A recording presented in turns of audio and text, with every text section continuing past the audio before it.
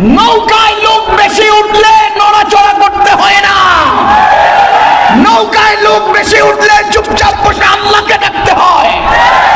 বেশি লোক উঠে গেলে জাহাজ তখন এক কোণা ডুবে গেলে পুরা নৌকা যাত্রী সহ ডুবে যেতে পারে।